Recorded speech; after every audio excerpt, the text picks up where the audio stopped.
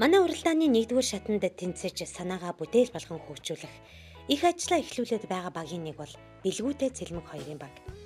Тэд 7 хоногийн хэд хэдэн өдөр тогтмол цагт нэгнийхээ сургууль дээр ирж бүтээлээ хөгжүүлж байгаа.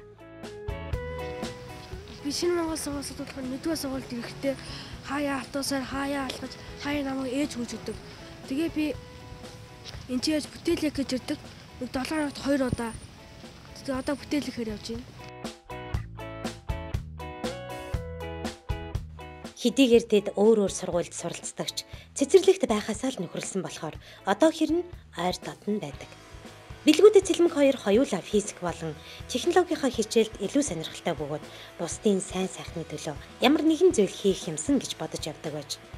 Тийм ч учраас энэ хоёр маань залуу зохион бүтээгч уралдаанд оролцохоор шийдсэн гин. Бид нар яагаад залуу зохион бүтээгчд орохоо болсон бэ гэхээр нэмийг шинжилгээний тулд л орсон л доо. Тэгээд хүмүүсийг яаж сайхан байлгах вэ, аз жаргалтай байлгах вэ, дулаахан байлгах вэ гэж зөндөө бодсон. Сайхан сэтгэлтэй хөөгүүд маань хэний төлөө ямар зүйл хийж болох вэ? Ямар мэрэгчлийн, юу хийдэг хүмүүст ямар бэрхшээлтэй асуудал тулгардаг вэ гэж нэлээд судалсан байна. Нарантуул зах дээрээс бид нар явж хүмүүсийг яагаад даарад байна гэдгийг судалж мэдээ. Хүн хөлнөөсөө дарах юм бол тэгээд би нэг даардаг учраас хөлнөөс нь ахуулж юмдаа хийх гэсэн. Ингээд тэдний санаагаа залуу зохион бүтээгч 2013 уралдааны 1-р шатны шалгаруулалтанд танилцуулсан. Халдаг боловч маань ингээд энэнгээр ингээд нихроны утас гэж тийм халдаг утас байдаг. Тэр утас байгаа. Тэгээд энэ зүйл бол батарей. Хүний яг нэг улын хонхроо хэсэгт байрлан тэр тэгээд 2 цаг цэнэглээд тэгээд цэнэглэх боломжтой. Тэгээд буцаа аваад тэгээд уландаа игээд тэгээд халах боломжтой. Бид хоёр хамгийн анх залуу зохион бүтээгч орохдоо сандарсан. Тэгээд сандрал зарим үгээ мартаал. Нэг оролцогч дээд тал нь 2 санаа бүтээлтэйгээр манай уралдаанд оролцох боломжтой учраас тэд нэг нэгээрээ бага ахлан 2 баг болж бяцхан туслагч эзэгтэн жин гэсэн нийт 3 санаа бүтээл танилцуулснаас халдаг боловчны шийдэл нь тэнцсэн.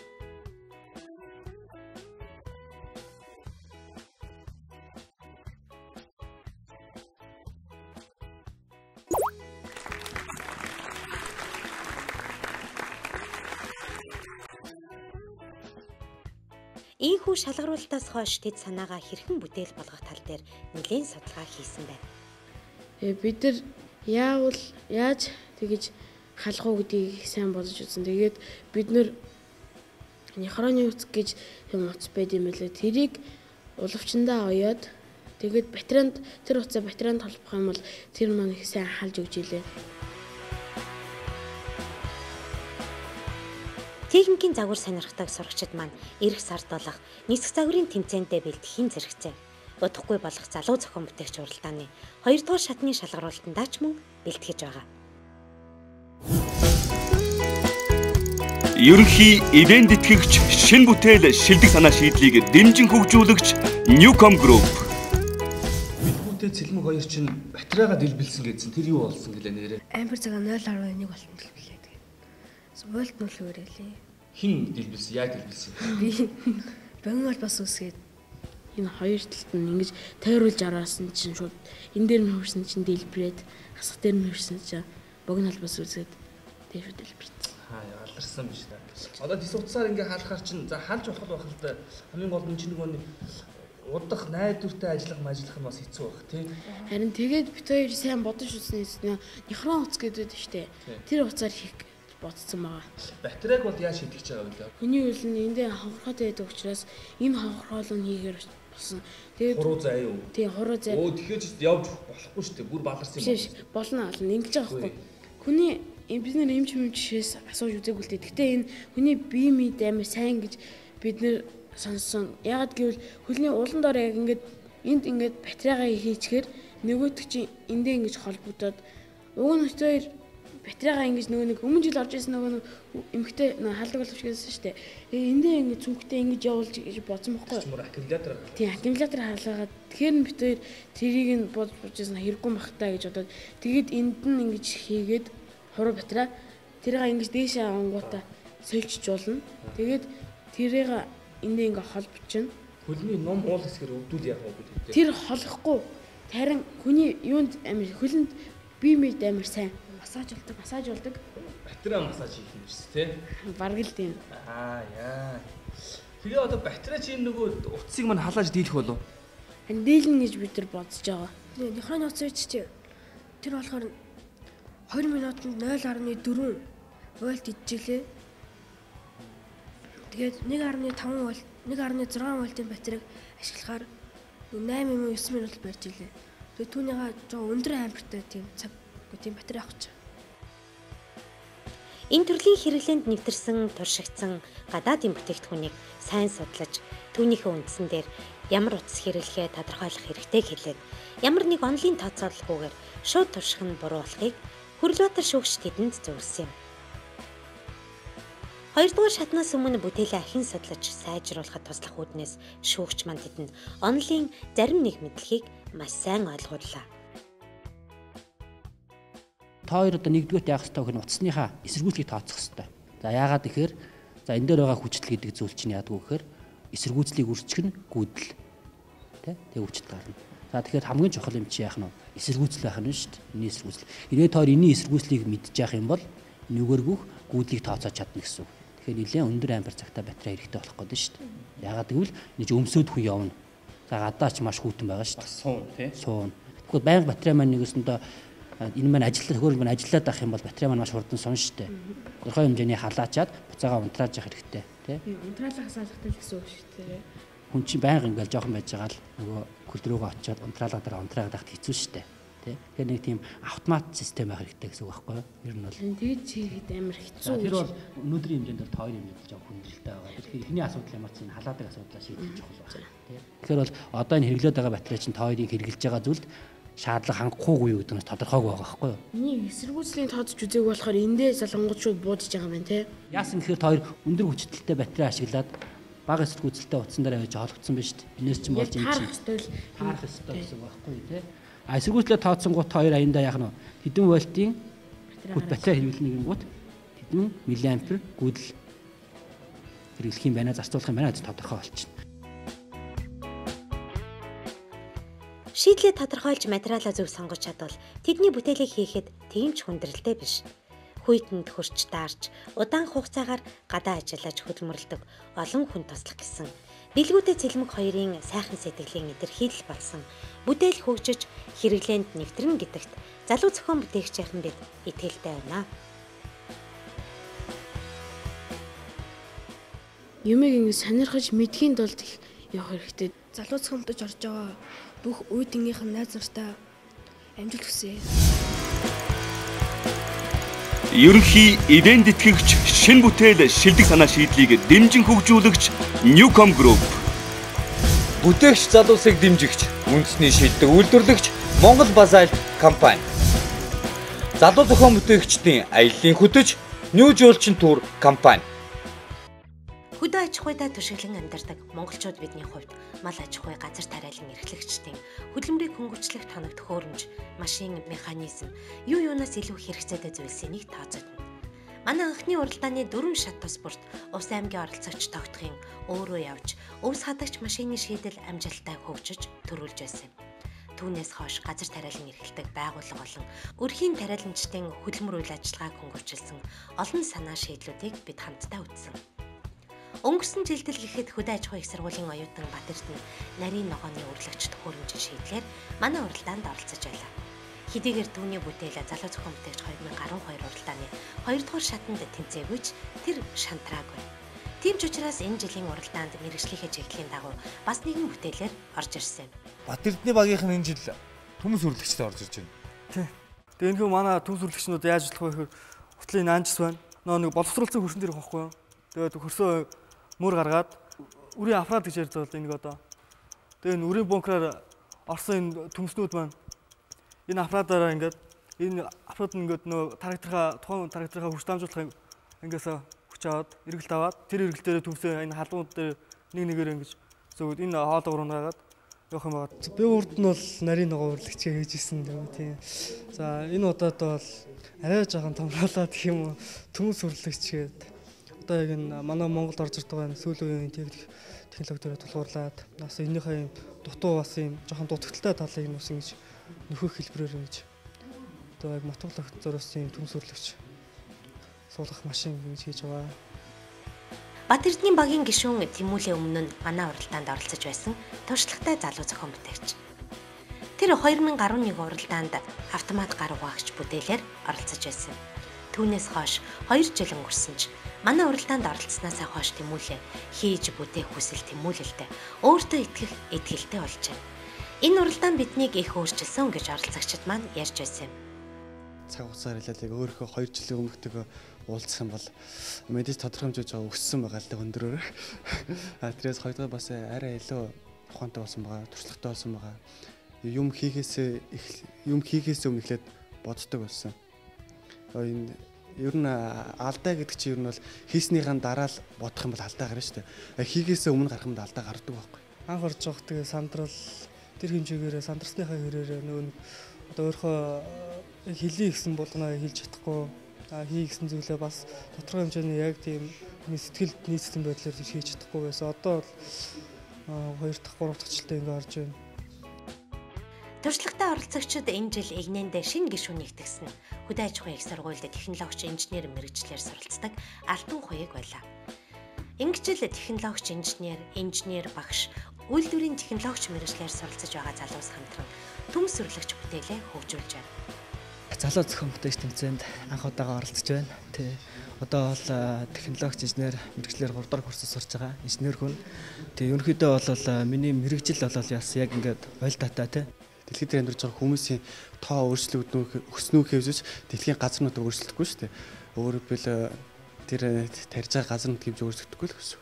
Тэрэн дээр яаж өмнөх тарьсаас илүү их ургацыг яаж богино хугацаанд авах вэ гэдэг чинь л бид нар яг одоо хийх ёстой юм баггүй юу?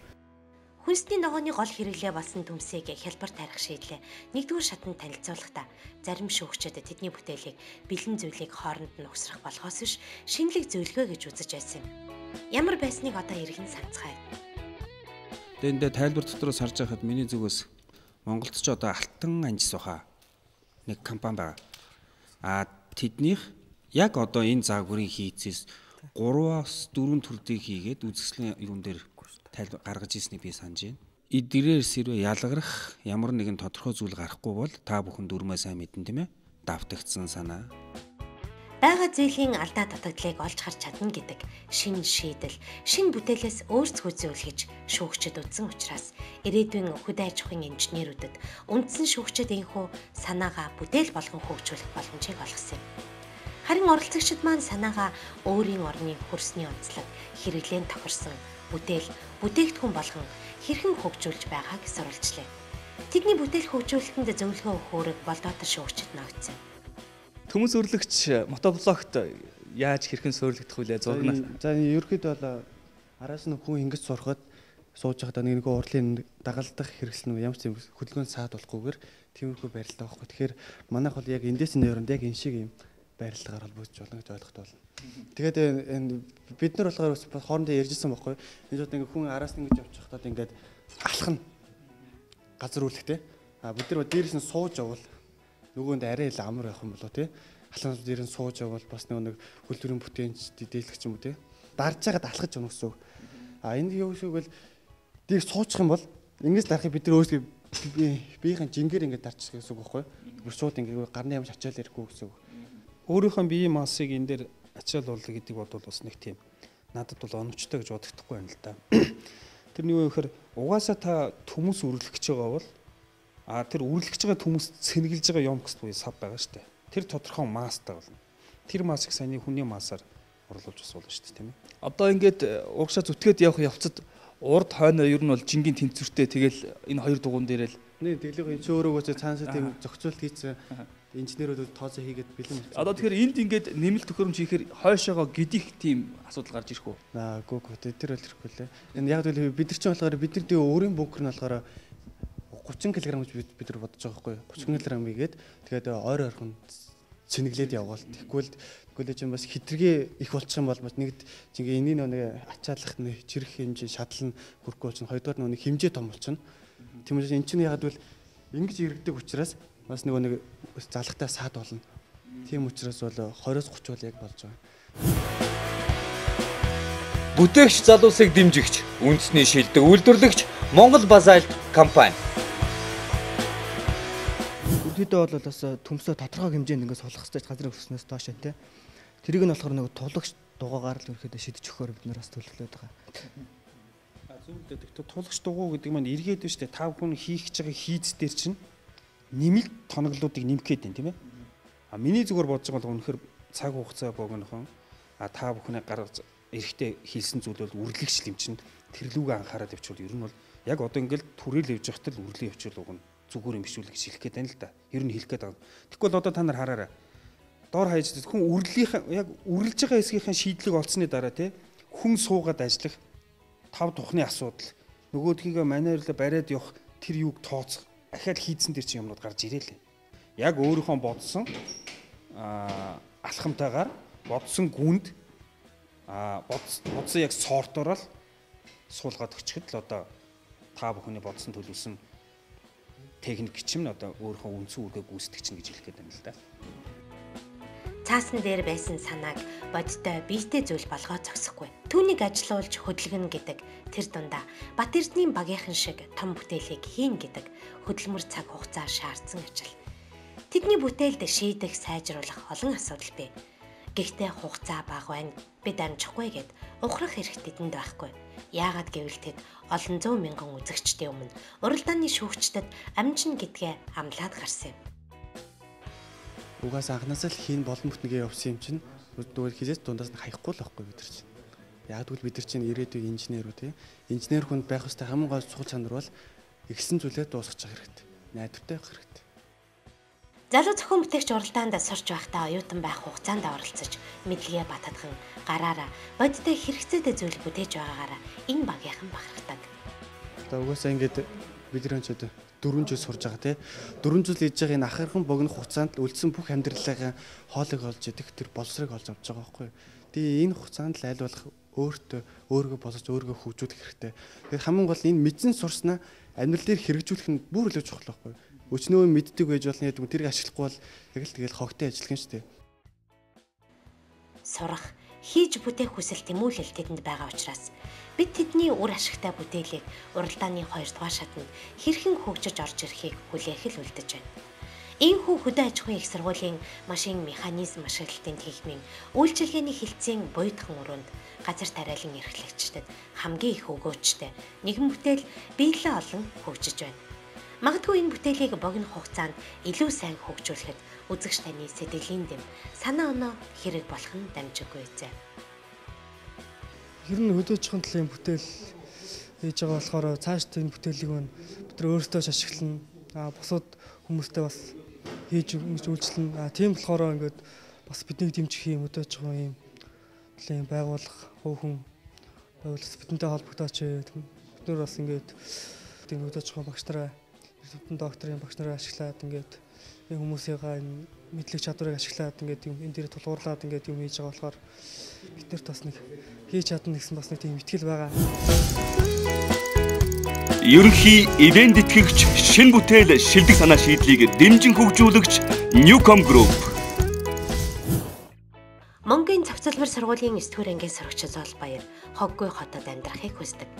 Тийм ч учраас тэр хогийг зөвхөн хогийн савнд хайдаг байх сэтгэлгээг дүү нартаа багаас нь хэвшүүлэх хэрэгтэй гэж үздэг юм. Ингэж байж ойрын ирээдүйд хот маань цэвэр цэмцгэр хоггүй хот болно гэж тэр боддог. Гэхдээ Зол Баяр зүгээр нэг бодоод мөрөөдө суухыг хүссэнгүй. Цэвэр цэмцгэр орчны төлөө өөрийн чадах зүйлээ хийхээр шийдсэн учраас залуу зохион бүтээгч уралдааны 1-р шатны шалгаруулалтанд оролцсон. Энэ бүтээлээ би ухаалаг хогийн сав гэж нэрлсэн байгаа. Тэгээд энэ хүмүүс хог хайснаар тухайн хог хайсан хүмүүсийг урамшуулдаг тийм хогийн сав байгаа. Тэгээд анхаарлыг татахын тулд голд нь ийм автомат тоглоом хийж өгсөн байгаа.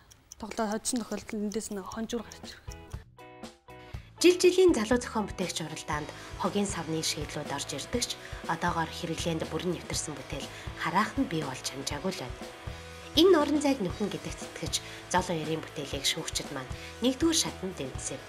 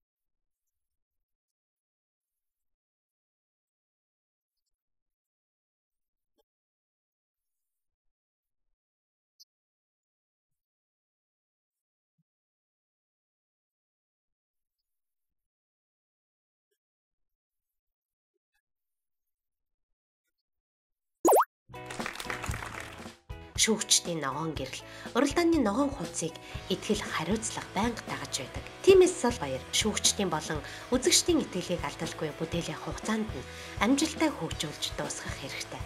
Анх би залуу зохион бүтээгчд орё гэж бодоод тэгээд энэ хогийн саваа хийгээд яасан чи гэрийнхэн минь их дэмжсэн. Тэгээд маань энэ авчирч анх зургийн зурлаад нэгдүгээр шатнд оруулсан. Тэгээд нэгдүгээр шатнд тэнцснээс хойш энэ ажиллаж. Хин нэгний туслалцаа дэмжлэггүйгээр бүтээлийн хөгжүүлэх тийм ч хялбар зүйл биш. Зол жаргалын аав цахилгаан тээвэр компанид ажиллах учраас хүүгийнх нь бүтээлийг хөгжүүлэхээр компанийн инженерүүд гар бие сэтгэл нэгдэн оролцож байна. Хаалгын хоёр тийш онгох механизм нь яаж? Яг мотортой үед бол ямар нэгэн тохны хөдөлгөөний мотор ч юм уу мотор удирж байгаа үед бол энэ бол боломж их хөнгөн өсөн л да.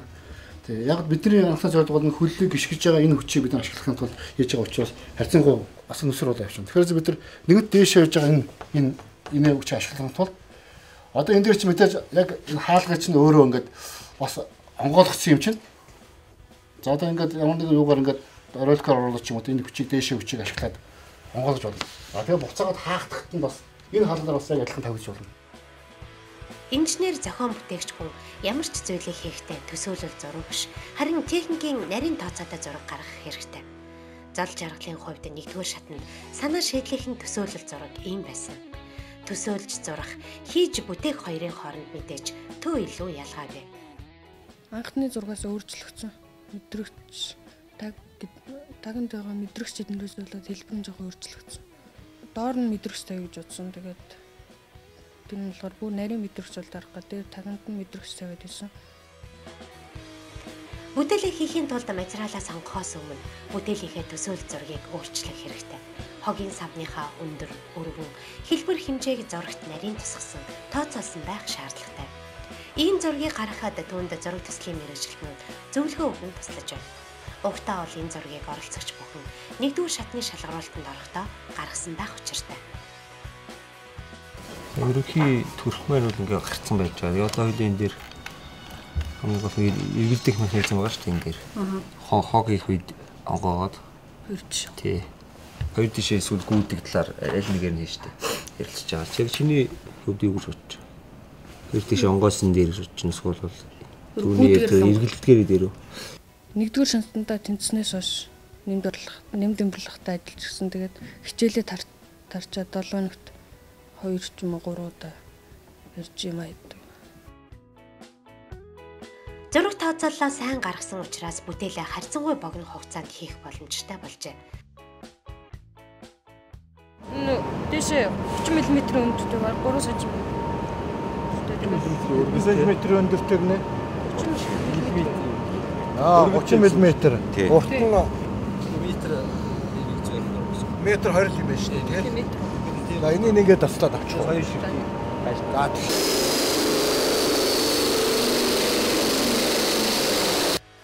Зариултын тоног төхөөрөмжүүд байхад өнгөцсөн хэмжээ хэлбэрийн дагуу лист төмрөө зүсээд хэлбэрт оруулан бүтээлийнхээ их биеийг хийх амархан. Ерөнхий ивент тэтгэгч шинэ бүтээл шилдэг санаа шийдлийг дэмжин хөгжүүлэгч Newcom Group. Залуу зохион бүтээгч нэвтрүүлгийн баг хамт олон хүүхдүүдийн бүтээл хөгжүүлэлтийг та бүхэндээ танилцуулахад бэлэн болоод байна. Тэгэхээр Цахилгаан тээвэр компани угсралт үйлдвэрлэлийн Д корпус дээр Болдотор багш бид хоёр ирээд байгаа юм. Нутагч орж бүгдээрээ хамтдаа золоо ирийн ухаалаг хогийн сав хэрхэн хөгжиж байгааг сонирхцгаая. Орхоо хамтдаа. Одоо хийж байгаа гэсэн. Гэхдээ зурган дээрээсээ баг зэрэг өөрчлөгдсөн. Тэгээд бас зургийнхаа дагуу явах учраас одоо бол зөвхөн одоо янз янзын бэлтгэл ажлууд л явагдаж байгаа юм шиг байна. За бүгдээрээ сайн байцгаана уу? Ажил сайн явж байна уу? За сайн. Сайн байна уу та? Таны ажил тавлаа. За сайн байна. Ээлийг тайлхад сайн байна уу та? За. Золоо ирийн хогийн сав хэр явж байна? 20 үе. Одоо бол 6 гаргачихсан тийм ээ. Ямар шийдлүүдийг гаргаж чадсан? Тэгээд ер нь механик гэж байна. Тэгээд шийдэл нэг хүнд биш. Хүнд биш ээ. Тийм. Энэ өөр хэмжээнд харсан. Зургийг гаргаж өдөрдөж ажиллаж байгаа инженер өөрийгөө манай үзэгчдэд танилцуулаач. За намайг Нямд имбэрл гэдэг цахилгаан тээвэр компанид зураг төслийн инженер гэдэг залуу байна. Ингээд Зол хоёрынхаа залуу зохион бүтээгч тэмцээнд нь хийж байгаа ухаалаг хогийн савныхын зургийг гаргаж байгаа. Одоо бид нэр ерөнхий санаагаа бол ярилцаа гаргацсан ажлын зураг гаргаад өгүүлбэрт ингээд хийлгэж байна. Нэмэлтгээрээ зол хоёр маань хэр юм сурах одоо ирээдүйтэй байна. Их л дуугүй бас дотгошоо зохион бүтээгчтэй. Ер нь бол яг тийм юм судлаад иргээл хэлээ явуулахад бол яг л маш сайн судалсан байдаг л та юм дээ. Болдотер багшаас бас асуух зөвлөх юмнууд бас нэлээд гарах бах. Одоо хүндрэл бэрхшээлтэй зүйлүүд юу байна? Асуу зөвлөх. Ялангуяа удирдлагын хэсгээр. Юу? Хог хоёр дэш онгох механизм л дээ. Тэр хэсгээр жоо. Нэг ажиллах гэдэг. Тэгээ энд хөрөмжийг юу хэрэглэх талбар уу хэрэглэгч нь гэдгээр бол нэг нь бол хог хийх гэж байгаа хүн хэрэглэж байгаа. Нөгөөх нь бол энд байгаа хогийг гаргаж хаях гэж байгаа хүн. Нэгсэндээ хоёр хэрэглэгч байгаа байхгүй. Энэ хоёр хэрэглэгчийн онцлог байдал төгшөөг юунд нь тохирсон байдлаар хийцээ хийх гэж байгаа учраас хоёр талын хүмүүсийн онцлогуудыг бас тодорхой хэмжээнд тусгасан байх хэрэгтэй ш. Ялангуяа цэцэрлэг тавих гэж бол тэр цэцэрлэгийн насны хүүхдийн хийхэд төгшөөдөө биш өндөр энтрийг нь бас бодолцох хэрэгтэй байна. Тэгээ энэ ер нь бол янз янзын шийдлүүд байж байгаа шүү дээ. Гадуур нь хогны савны шийдэл зүгээр хүндийн хүчээр доошгоо шууд зүгээр хавхлаган маягаар унцдаг ч байж байгаа. Хоёр тийшээ онгоодгорч байж байгаа. Ер нь бол ингэж нөгөө цахилгаан шат мэтийн ингэж онгоод хийцүүдэд болохоор ирэхээр тэр хоёр хавтан заавал наан механизм дээр нэг энерги хүүсрүүдээр авчихын тулд механизмаар зангидсан байж байгаа байхгүй. Тэгэхээр механизмын эзэн дээр чандар жижигхэн тодорхой шийдлүүд гарах харьцуулт хийх юмнууд гарч ирэх баг шүү. Хогоо тэг гаргаж юулах асуудлыг бас сайхан бодолцсон шүү заяа. Тэгэл одоо жишээ нь энэ лөө хог хийсний дараа энэ доторх эргээд энийг яхаа цавын цэвэрлэхэд нь ямар нэгэн төвөгшөөл үүсэхгүй тийм ээ. Тэрийг заавал бодох хэрэгтэй шүү. За. Залууяа. За одоо юуг сурж мэдэж байна. Энэ бүтээлийг хийх явцдаа. Техникийн тал дээр их юм сурж байгаа л. Хог хийхээр юм дуурдаг. Дуурах хэрэгтэй энэ хогийн сав. Тэгээд яаж дуурдаг гэдэг нь нөгөө дүүгийнхэн тоглоомноос яаж байгаа. Энэ доторхын задлж өгсөн. Ер нь бол одоо ямар төрлийн дуу гараад яаж хүүхдийн сонирхлыг татах вүлээ? Нэгдүгээр шатнд тайлбарлаж ирсэнсээ өөрчлөгдсөн зүйл юу байгаа вэ? Нэгдүгээр шатнд нь болохоор энэс арай өөр өссөн. Тэгээд мэдрэгч эднэрүүд байгаа хэлбэрэн жоохон өөрчлөгдөд. Тэгээд дахиж зураад байж байгаа. Их биеийн механик хийж зодохгүй бэлэн болох гэж байна. Гэхдээ зал жаргалын бүтээл ингээд дуусчихлаа гэсэн үг биш. Учир нь түүний бүтээлийн гол шийдэл хогийн савныхаа хэлбэрт биш. Хүүхдүүдийг хогоо заавал хогийн савнд хийх хэвшил дадлыг бий болгох үз сонирхол татсан шийдэлт нь бий. Тиймээс ямар мэдрэгч байрлуулах вэ? Автоматжуулалтын тэжээлийн их үүсвэр нь ямар байх вэ гэд түүнд бодох шийдэл асуудал их байна. Хэрвээ түүний бүтээл бүрэн дуусвал сургууль цэцэрлэг бүхэн хогийн ухаалаг савтай болох юм. Тэр сав хогоо хогийн савнд хийсэн бяцхан хүүхдүүдэд талархлаа илэрхийлэн тэдэнд бас урам өгнө. Ингэж хүүхдүүд бага наснаас эхлэн хогийг хаа хамаагүй хаяхаа болж зөв дадал хэвшилтэй болсноор бидний орчин цэвэр сайхан байх болно. Энэ бол залуу зохион бүтээгч ямаад хүсэл тэмүүлэл. Тэмүүлэл зарлиг болон хөгцөөр өргөцөөр байна.